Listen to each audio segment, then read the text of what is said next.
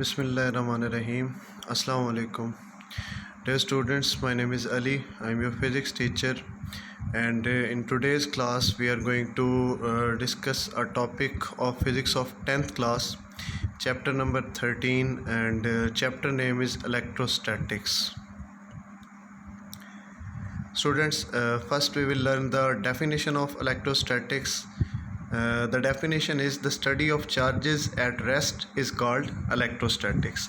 It is clear from the word statics and electro is used for charge, and static at rest. We will study the properties, characteristics and their effect when they are at rest, when charges are at rest.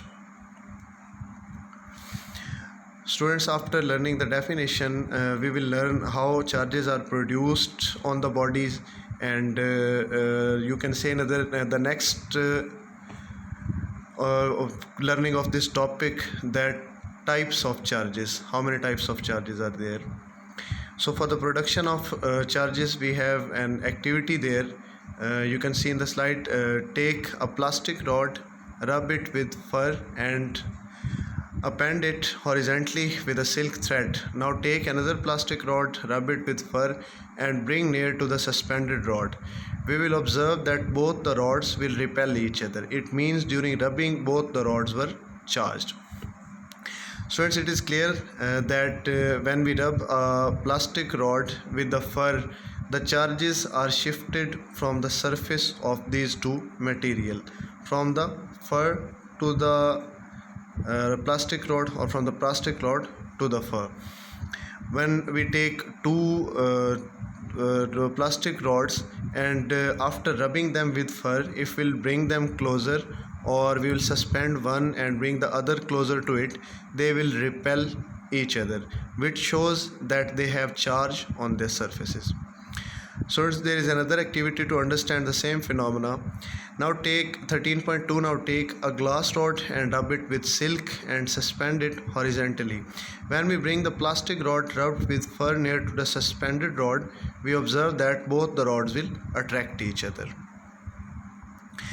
So it's in both activities, the difference you can see that in first activity or the first case, the rods will repel each other, and in the second activity, when they are rubbed on the different materials, they will attract each other. So in this regard, we will get a conclusion from these two activities. First, in the first activity, both the rods are of plastic and both of them have been rubbed with fur.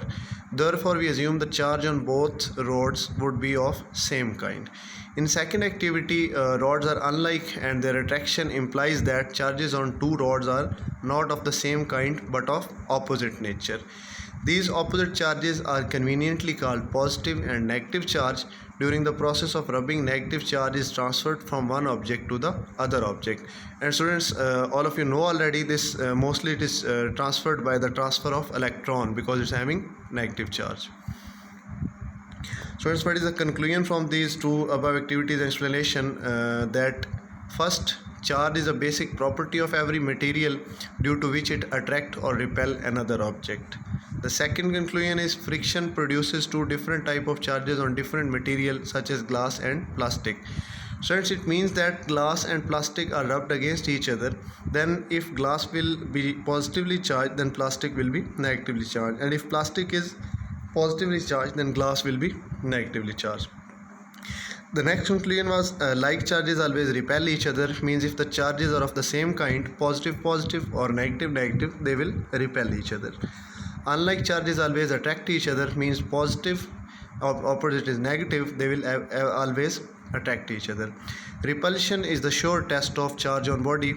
The next conclusion we will learn in the next lectures also, that we can assume must charge is present on the body if body is repelling the other body.